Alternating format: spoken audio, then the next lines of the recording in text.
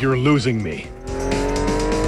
So here's the deal. My job is to play video games and then discuss them with you. The general idea is I'll tell you what I think of them. I'll break down what the games do well, what they don't do well, and you viewers continue the discussion with those enriching, wise, and thoughtful comments of yours.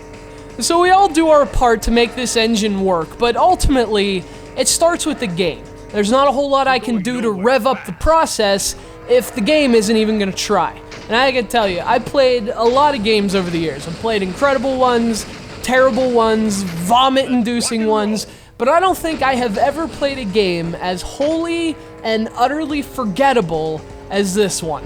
Hey, Grandma, you call that driving?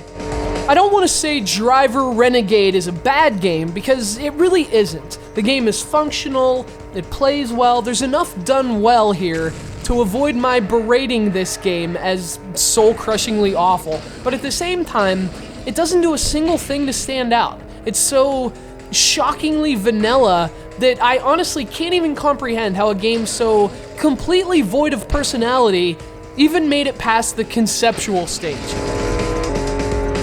End of the line, you son of a bitch. I wish I could offer an example of something that would back up that comment, but I honestly can't even remember any.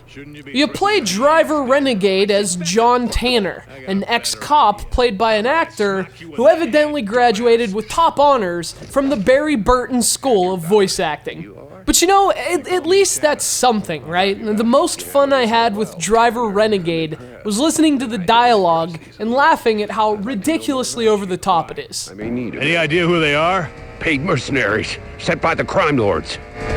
Unfortunately, that's the closest this game comes to actual character. Tanner is a walking, talking cliche, which is actually fitting considering the gameplay. Missions usually involve smashing up other cars or racing to checkpoints while smashing up other cars. That's about the entirety of what Driver Renegade has to offer in terms of objectives. But fortunately, you carry out those objectives with some pretty solid driving mechanics. The vehicles actually handle pretty well, each varying depending on their individual stats and attributes. You can also build up your rage bar at the bottom of the screen by smashing into objects and jumping your car and drifting, and you can use that rage bar for speed boosts. And again, the driving is fine. You use the 3DS's circle pad to steer, and I gotta tell you, that's a little hardware feature I'm really starting to like. It feels really good to drive vehicles with a circle pad. Much better than I expected prior to the system's release. And so at the very least, Driver Renegade plays well.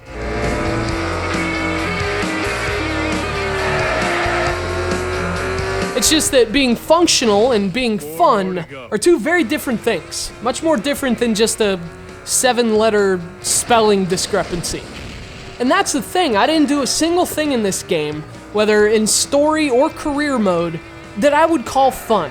And that's due largely to its uneventful missions, of course, but its content and production values are also to blame. There's no multiplayer whatsoever, whether online or off, and from both a technical and artistic perspective, the graphics are really mediocre.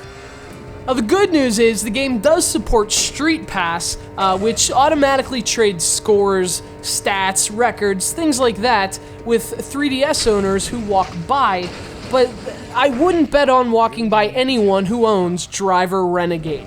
And the few who do buy this game will probably forget they have it. Now we're in business.